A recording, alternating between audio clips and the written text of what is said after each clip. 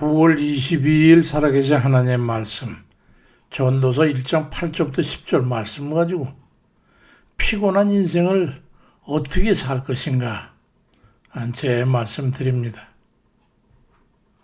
오늘 하루도 잘 살아볼 생각과 마음의 준비가 돼 있으세요? 근데 전도서 1장 8절에는 모든 만물이 피곤하다는 것을 사람이 다 말로 할 수 없으니 눈은 봐도 족함이 없고 귀는 들어도 가득 차지 아니하는구나. 그렇게 말씀하면서 그러니까 전도서 1장 2절 3절에는 전도자가 이르기를 헛되고 헛되며 헛되고 헛되니 모든 게 헛되도다. 해 아래서 수고하는 모든 수고가 사람에게 무엇이 유익하냐라고 의문을 제기하고 있는 거예요. 만물이 피곤한데 말로 할 수 없을 정도로 이렇게 피곤한데 어느 것도 족한 게 없으니 다 헛되고 헛되다. 그러면 무엇이 사람에게 유익하냐?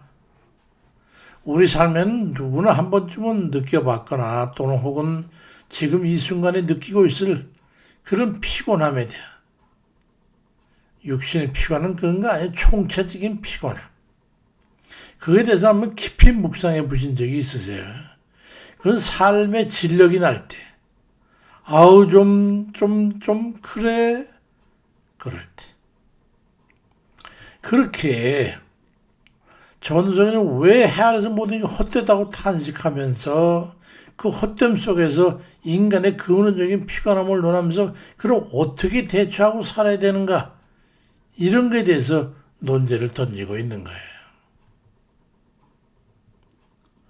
오늘 하루의 삶의 의미를 생각하게 되는 거지. 매일매일 살아가는 우리가 하루라는 날을 어떻게 살고 있는가 하는 거예요. 오늘 하루, 또 지난 시간을 어떻게 살아오셨습니까? 그냥 혹시 아무 생각도 없이 그렇게 살아오지는 않으셨겠지요. 혹시 아무리 애쓰고 노력해도 채워지지 않는 그런 갈증과 피곤함을 느껴보신 적은 없으세요? 우리는 끊임없이 새로운 것을 추구하고 또 더 많이 소유하고 더 높은 것에 오르려고 하지요. 하지만 그 모든 성취와 경험 뒤에는 늘 채워지지 않는 공허함과 피곤함이 뒤따라왔음을 우리는 고백할 수밖에 없죠. 실제로 그렇으니까. 솔로몬을 한번 보세요. 그의 땅에서 누릴 수 있는 모든 부귀영화, 인간이 누릴 수 있는 모든 한계를 다 포함한 전 영역에서 부귀영화, 지혜나 쾌락 이걸 다 누렸던 사람이지. 아마 그런 사례를 들기 위해서 하나님께서 아마 솔로몬을 두신 것 같아. 전도서 2장 1절로 11절에 보니까 즐거움으로 낫을 걸 얻고자 했고 그래도 헛된 것이었고 실학이 다 헛되더라.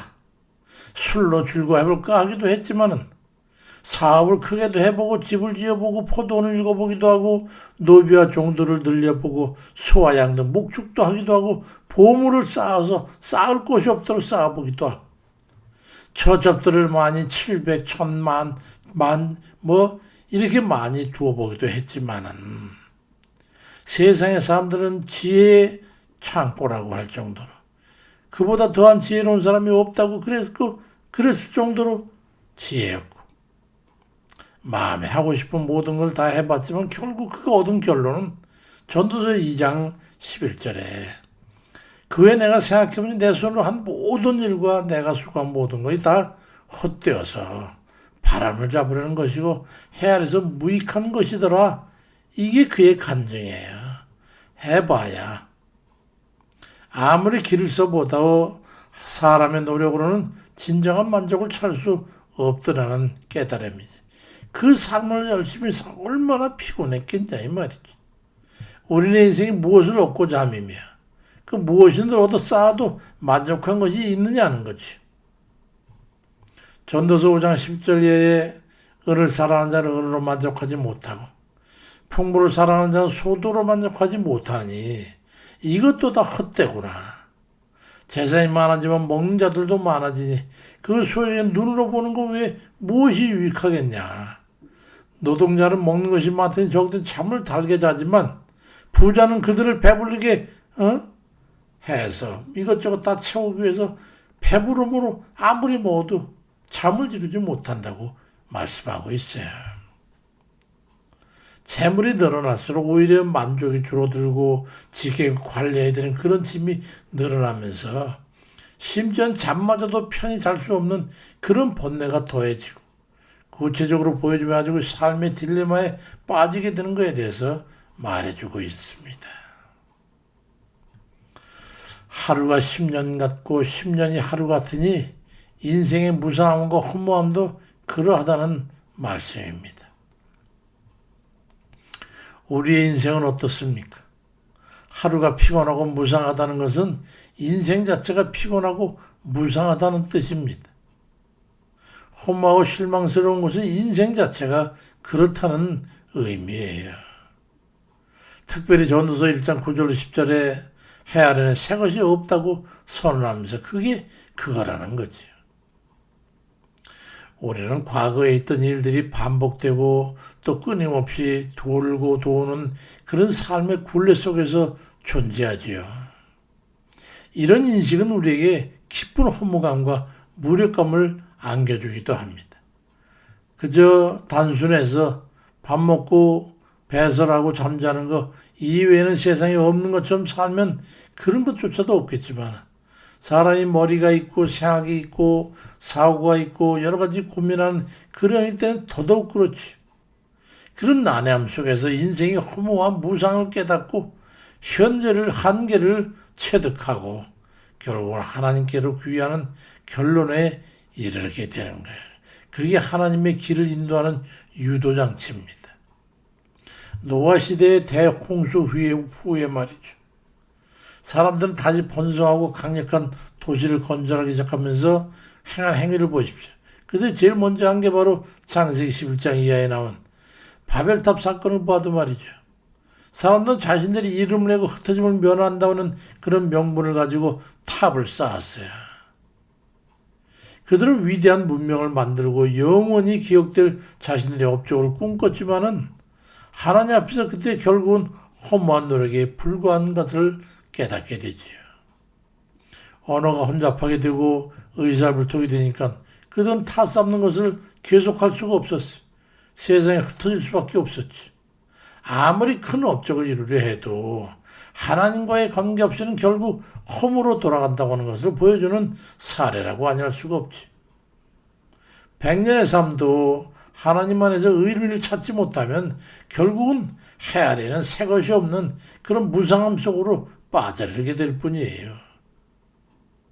큰 꿈을 꾸고 사업에 뛰어들어서 밤낮없이 일하고 고난을 이겨내고 마침내 엄청난 성공을 이룬 사람들 중에는요.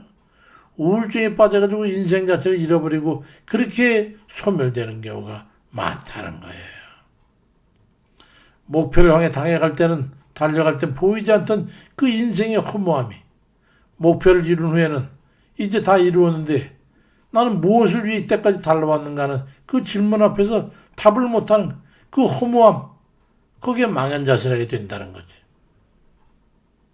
전도서 2장 11절에도 그 후에 내가 생각해 본즉 내 손으로 한 모든 일과 내가 수고한 모든 것이 헛되어서 바람을 잡으려는 것 같으며 해 아래는 다 무익한 것이라고 그렇게 고백하고 있습니다. 하루하루를 신중하고 감사함으로 사는 거예요. 우리가 무슨 특별한 점입니까? 그렇다면 이 피곤하고 무상한 인생을 어떻게 우리가 살아야 되는 건가 하는 거지요. 우리가 해 아래에서 헛된 것에만 집착할 때 인생은 피곤하고 무의미하고 그렇게 느껴지지만은 해외에 계신 하나님을 바라볼 때는 비로소 우리의 인생의 진정한 의미와 평안을 찾을 수 있게 되는 거예요. 고개를 끄덕이는 깨달음이 있게 되는 거예요. 우리가 인생의 허무함에서 벗어나 희망을 얻을 수 있는 그런 말씀이지요. 바로 베드로후서 3장 8절에 사랑하는 자들아 주께는 하루가 천년 같고 천년이 하루 같다는 이 한 가지를 잊지 말라고 말씀하고 있어요. 하나님께서는 우리 이 하루가 천년과 같을 만큼 소중하게 여기시지만 사실은 야고보 4장 10절의 말씀처럼 내일을 너희가 알지 못하는데 너희 생명이 뭐냐. 너희는 잠깐 보이다 없어지는 안개에 불과하라고 말씀하고 있는 거예요. 하루가 천년같이 그렇게 귀하게 여기긴 하지만 이 인생 그 자체는 안개의 별과 불과 없다 이 말. 그러니 우리는 허무한 그리고 또 무상한 그 인생을 깨닫고 주님 안에서 의미를 발견하며 하루하루를 감사함으로 살아야 될 뿐이에요. 바울 사도를 보세요. 그건 철학자 중에 철학자, 당대의 최고의 학벌의 가문의 가말리엘의 제자였고 그런 수많은 14년 동안 하나님 앞에 기도했던 그런 사람이니까 깨달은 건 그거예요. 빌립보 3장 7절로 예 무엇이니 내게 유익한 걸 난 배설물로 여기고 그리스도를 얻고 그 안에서 나는 발견되려면 난 그 생에 나의 삶의 목적은 그거라고 말씀하고 있어요. 허무와 무상의 인생이지만 하나님의 은혜 안에서 하루하루의 삶은 결코 허무하지 않다는 거지. 해 아래 새로운 것이 없는 그런 헛되고 무상한 인생에 집착하지 마십시오. 겪어보니까 얻은 인생의 결론은 그건 다 아무것도 아니더라. 우리의 눈과 귀가 세상의 만족으로 가득 찰 수 없다는 것을 인정하고 그걸 깨닫게 되고 우리의 시선을 영원하지 하나님께로 향해야 되는 거예요. 거기에 가치가 있고 진리가 있는 그래서 그걸 진리라는 거예요. 영원한 하나님의 은혜로 영생으로 구원받는 그것이 진리라는 거예요. 그 외에 아무것도 없어. 가치 있는 게 없어. 실제로 그런가? 실제로 그렇다. 왜냐하면 허무하고 무상한 것이 인생이니까 그 무상하고 허무한 인생을 하나님께서 그렇게 고귀하게 여기서 영혼을 구원하고 하나님 나라에 허락하신 그것이야말로 진리 중에 진리라는 거예요. 그 외에 무엇이 있겠느냐 이 말이지. 하나님 안에서 모든 시간은 의미를 얻고 우리의 피가 남은 진정한 쉼과 평안으로 바뀌는 순간이 그걸 깨닫는 순간입니다. 이 진리를 잊지 않고 매 순간을 주님 안에서 신중하고 감사함으로 살아가는 그런 저와 여러분 되시기를 바랍니다. 무수한 인생의 고뇌와 고민 그리고 묵상이 있지요. 그래서 얻은 결론은 그겁니다. 허무와 무상 그 인생의 하나님 은혜 안에 나가서 거기서 비로소 존재의 가치성을 느끼는 것. 인생의 피곤함과 허무함 속에서도 하나님께 마음을 두고 은혜 안에서 참된 쉼과 평안을 누리는 그런 정말 깨닫고 행복한 그런 이들 다 되시기를 주의 이름으로 축원드립니다. 아멘입니다.